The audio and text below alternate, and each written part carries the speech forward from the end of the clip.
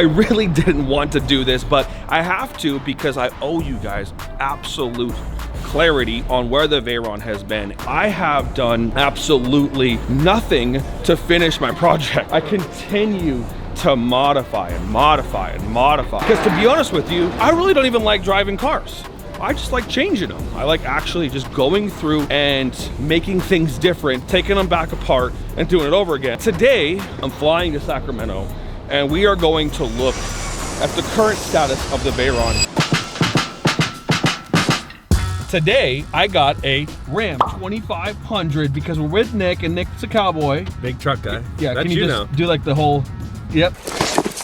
Yeah! So to rent a Yukon, you know, the larger SUVs, what are they called? Tahoes, Yukons, whatever, was $399 a day. How much was this one, Nick? $56. $56 a day.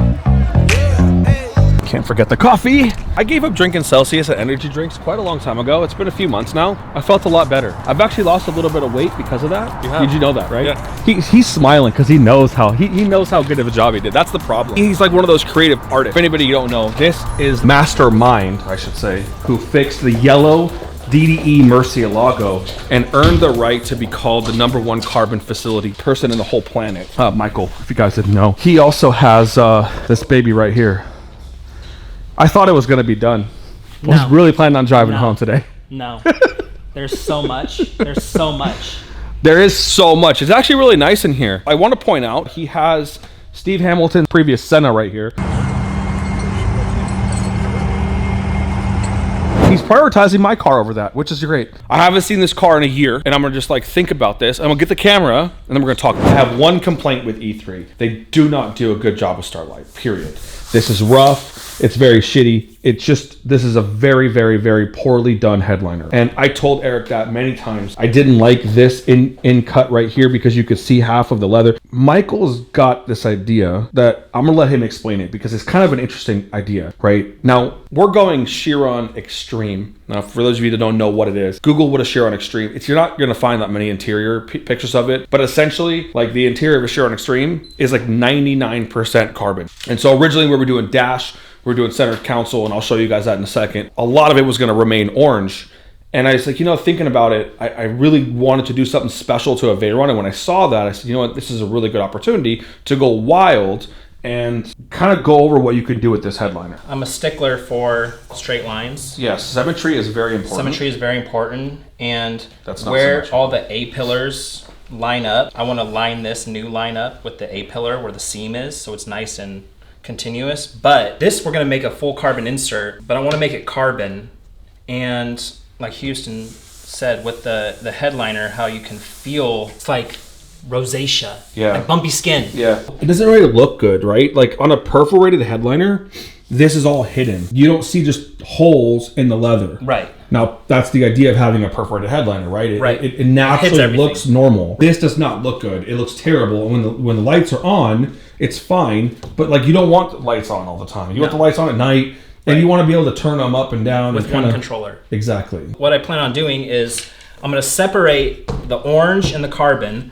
I'm going to figure out how to make some type of channel because I want my leather to roll over it, and then I want to have an LED that will separate it. This will be the headliner. Obviously needs to be sanded and all that, but I thought it would be cool. Sick. So that they would be flush now.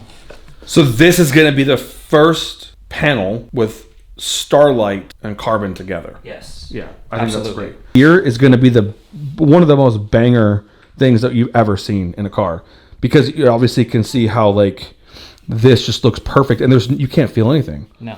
And you can't see it. Like if you take the light off, you can't see. I mean, I could look at it super close, and I legitimately cannot see anything in there. And they're painted on the black on the back side, so it doesn't bleed. Right. So and then once this is up there's the shadow up here, and then you're not gonna be able to see them. It'll be impossible to see. Okay, so this is what's happening. All right, I'm gonna sum this up real quick because I don't really want to reveal every single thing that's happening because, to be honest, it's quite nice, and I kind of want to save it for the big reveal, you know, when I make a crazy video and everybody, you know, it's kind of standard YouTube procedure, right? You do a bunch of stuff to a car, you hide it for a little while, or you show every single sandpaper going on each little piece for the last 20 years. So you got two options. We save the 8 months of hard work, we show it all to you in a 30-second montage, and then boom, bang, here you go. No, it's gonna be a 9-hour video of me just like doing the steering wheel for like 7 hours, just one direction. Yeah. Like, okay, all right, that's good. I was able to acquire a factory Vitesse bumper,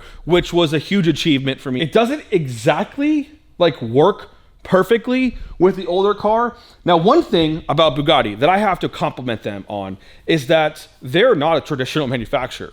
They don't just make a part like a little bit better. They redesigned the whole car to make this bumper slightly different. So if you can see in here, there's like some, you know, there's a different scoop and a different this, a different that, and all these little things that go in here. They lower this. It's just a really interesting situation. So that's my old bumper. That's the factory bumper. And I cut this little hole in that. I made this angle a little bit more prevalent over there, and I threw this line in here. But, you know, to be honest with you, a couple of comments at a car show, and you're like, man, you're right. I do have a fake Vitesse bumper. It sucks. And so I ponied up, bought that. This particular bumper cost more money than you will. There's nobody in the world that would guess what this bumper cost. I'm lucky enough I didn't pay for that. I feel like someone stole this bumper somewhere and sold it to me for a reasonable price. Still costs more than a BMW 5 Series, but just not as much as the as the factory wanted for one of these. And also they don't even want to sell to you, right? So we've got all of the beauty going on. Now I really feel like we've tied just the perfect Veyron look together. Purple color, which is subjective. I've thought about changing it for a very long time. I don't know. Part of me wants to give this car to my wife. Part of me wants to keep it, never drive it. I don't know. We'll see what happens after a long time. But what he's doing, Michael, is the dash, the center console. Now you can kind of see here. I'll just give you a little sneak peek. All right. This is the center console. Now don't look at this right here, because this right here is a piece that we're testing on some stuff. But as you can see, all this is 4x4 matte carbon, which this is what you would find in a Koenigsegg. Correct. And you work for Koenigsegg, basically. Should, yeah. You should, actually. It's perfect. It's literally perfect. It looks so good. Everything matches, the weave, everything is really nice, okay? High level stuff. Now we have a couple of other pieces. We've got this piece right here that you can see. It's just, this is the understeering wheel piece right here. Here's the gauge cluster cover right here. Everything looks so nice. There's no amount of compliments that can tell you how insane that this is. This was a factory Chiron steering wheel, straight out of a Chiron, okay? Here's all the little buttons, all the little stuff that was on it. So if your Chiron out there has a broken button, hit me up. I can sell this to you for like $40,000. But all these things, right? This bracket, this was down here. No, up here. Oh, yeah, right here. Michael cut all this out and then made it perfect. And it's aluminum. Yeah, this is metal. Yeah. These are clicky pedals that work. Okay, this is the new start button for the car. Mm-hmm. This is the new one. Like this is the real start button for the car. There used to be a launch control button here and all this. Sorry, not launch control. Mode selector. We don't need that. Cut all that off. Shaved it. Everything. Made this thing perfect. Did all the matte carbon. There'll be orange leather right here, and then back here. This was the factory Chiron one, right? Mm-hmm. So. Yeah, we just took it all. It was blue before. Yeah. So we just rewrapped it, restitched it, painted everything. But it's gonna be multiple pieces, so like all pre-preg style. It's gonna look sick, not just, you know, distortion and stuff like that. It's all gonna be individual piece, individual piece, individual piece, individual piece. And then even on this piece down right here, do you want to, well, I'm gonna make it carbon, but we can put your logo in it. Do you want it stickered? Do you want it lasered? Do you want it engraved? Whatever we want in this little section right here. It would be dope to have that Houston Crosta signature lasered in, maybe inside the circle, maybe not because it'd be too busy, but I think that would look sick. Let me show you what he's talking about. So I changed the front badge on the car, and this is the new front badge for the car right here. all of those little details, they add up, because at the end of the day, right, like who's honestly going to buy this car from me? You know, I mean, it's a clean title, 1,800 mile, no Carfax car. Basically, 95% of this car is new, right? None of the pieces on this car, other than like the tub, have been in the water.